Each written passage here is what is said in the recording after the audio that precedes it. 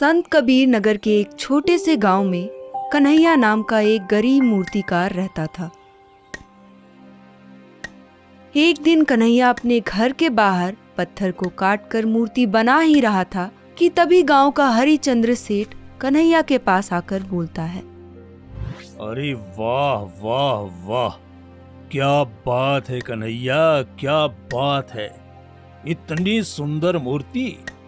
इस मूर्ति को तो देखकर ऐसा लग रहा है जैसे कि कोई मूर्ति नहीं बल्कि जीता जागता इंसान है। सच बताऊं कन्हैया, तुम्हारे हाथों में जादू है, जादू। क्योंकि तुम जिस पत्थर को हाथ लगा देते हो ना, वो पत्थर पत्थर नहीं रह जाता, बल्कि इस पत्थर की कीमत 100 गुना और बढ़ जाती है। ये मूर्ति तो पूरे 4000 स्वर्ण मुद्राओं में बिकेगी, यकीन मानो। सेठ जी, मैं भी चाहता हूँ कि इस बार इस मूर्ति की कीमत अच्छी लगे, क्योंकि इतना मेहनत करने के बावजूद भी बहुत कम कीमत में मेरी बनाई हुई मूर्ति बिकती है। इससे तो ना पत्थर का पैसा निकल पाता है और ना ही मेहनत का। कन्हैया, तुम चिंता मत करो। अभी तक जितनी भी तुम्हारी बनाई हुई मूर्ति बिकी है वो कुछ खास नहीं थी, लेकिन ये मूर्ति बहुत ही खास होने वाली है, और इसकी कीमत भी। अब ये बताओ, कब तक इस मूर्ति को तैयार कर दोगे? क्योंकि कल ही सुबह शहर के कुछ अच्छे व्यापारी आ रहे हैं जो कि अच्छी कीमत पर इस मूर्ति को खरीद सकते हैं। अगर ऐसी बात है सेठ जी, तो मैं इस मूर्ति को आज ही रात को तैयार कर दूंगा। ठीक है, ठीक है, अब मैं चलता हूं। हरिचंद्र सेठ इतना बोलकर वहां से चला जाता है। कन्हैया उस मूर्ति को बनाने में लग जाता है। मूर्ति को बनाते बनाते सारा दिन निकल जाता है और फिर रात हो जाती है। कन्हैया सारी रात बिना कुछ खाए पिए उस मूर्ति को बनाता है और सुबह होने तक उस मूर्ति को बनाकर तैयार कर देता है। वो मूर्ति देखने में किसी राज्य की महारानी से कम नहीं लग रही थी। उस मूर्ति को देखकर ऐसा लग रहा था कि उस मूर्ति में अगर जान डाल दी जाए तो मूर्ति तुरंत बोलने लग जाएगी।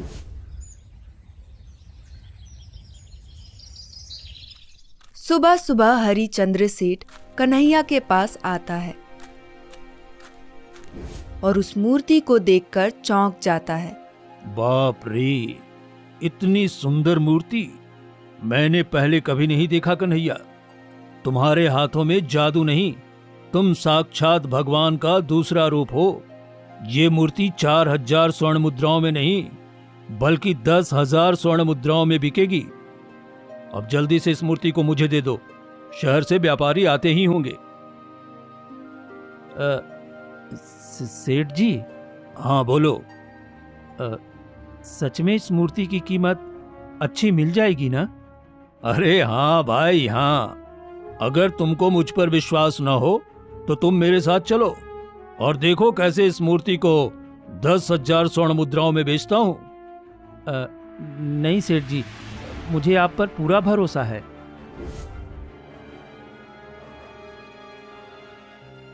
हरिचंद्र सेठ उस मूर्ति को लेकर वहां से चला जाता है और अपनी दुकान पर जाकर उस मूर्ति को रख देता है। तभी कुछ देर बाद शहर से एक व्यापारी आता है। तभी उस व्यापारी की नजर उस मूर्ति पर जाती है। अद्भुत, अद्भुत, अद्भुत। इस मूर्ति को देखकर तो ऐसा लग रहा है जैसे कि सच में किसी राज्य की महारानी है। वाह वाह वाह वाह। हाँ, सच में ये मूर्ति मैंने आपके लिए ही बनवाई है। पिछली बार आपको बहुत सारी मूर्तियां दिखाया, परंतु आपको एक मूर्ति भी पसंद नहीं आई, तो मैंने सोचा क्यों ना आपके लिए कुछ अलग किया जाए, और उसका परिणाम आपके सामने है। हरिचंद्र, मुझे ये बताओ, इस मूर्ति की कीमत क्या रखी है? इस मूर्ति की कीमत सिर्फ और सिर्फ 15,000 स्वर्ण मुद्राएं रखी हैं, और वो भी सिर्फ आपके लिए। 15,000 स्वर्ण मुद्रा? लेकिन ये तो बहुत ज्यादा है। लेकिन इससे कम कीमत पर हम इस मूर्ति को नहीं दे सकते। आप चाहो तो दूसरी मूर्ति देख सकते हो। कुछ तो बात है इस मूर्ति में। अगर मैं इस मूर्ति को 15,000 स्वर्ण मुद्राओं में लूं, तो क्या ये मूर्ति 20,000 स्वर्ण मुद्राओं में बिक पाएगी? क्या सोच रहे हो? कुछ नहीं, ठीक है, मुझे ये मूर्ति दे दो। मैं 15,000 स्वर्ण मुद्रा देने के लिए तैयार हूं। व्यापारी उस मूर्ति की कीमत 15,000 स्वर्ण मुद्रा हरिचंद्र सेठ को देकर वो मूर्ति लेकर वहां से चला जाता है। हरिचंद्र सेठ 15,000 स्वर्ण मुद्रा उस मूर्ति का मूल्य पाकर बहुत खुश हो जाता है।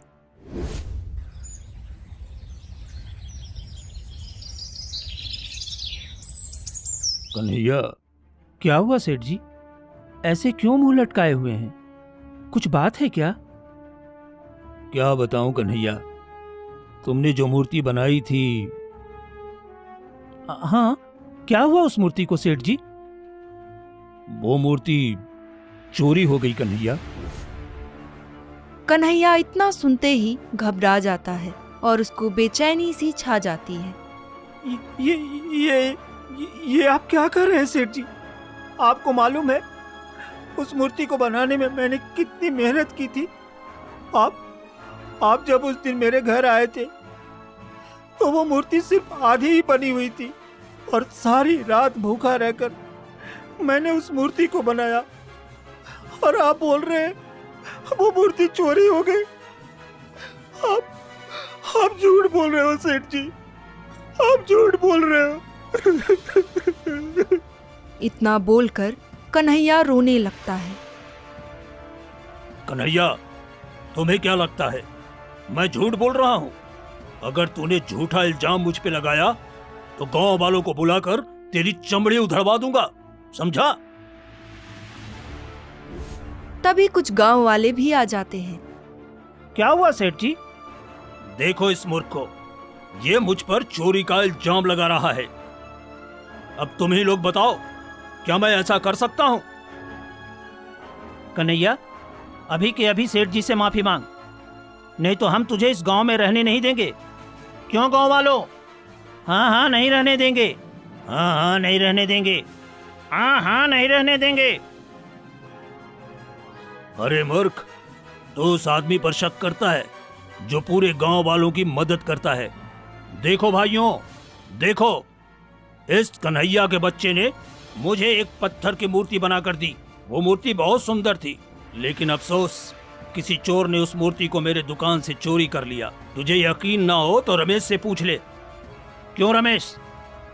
हाँ भाइयों, मैंने खुद अपनी आंखों से देखा है सेठ जी की दुकान से उस चोर को मूर्ति चुरा कर ले जाते हुए, लेकिन अफसोस मैं उस चोर को नहीं पकड़ पाया। सुना, अब तो यकीन हो गया होगा मूर्ख। भाइयों, मैं जानता हूँ इस कन्हैया ने उस मूर्ति को बनाने में कितनी मेहनत की होगी, लेकिन अफसोस वो मूर्ति चोरी हो गई और इसकी नाराजगी भी बिल्कुल जायज है। अब आप लोगों के सामने मैं उस मूर्ति की कीमत 5 स्वर्ण मुद्राएं कन्हैया को अपने पास से देने जा रहा हूँ, क्योंकि इसकी कोई गलती नहीं है। इसने तो अपना काम बखूबी किया। और 1 स्वर्ण मुद्रा रमेश को देना चाहूंगा, जिसने उस चोर को चोरी करते देखा। नहीं तो आज मेरे ऊपर ऐसा दाग लग जाता जो कभी मिटाने से भी नहीं मिटता। इस तरह से हरिचंद्र सेठ कन्हैया को सिर्फ 5 स्वर्ण मुद्रा देकर खुश कर देता है और 1 स्वर्ण मुद्रा रमेश को देकर हरिचंद्र सेठ अपने घर चला जाता है।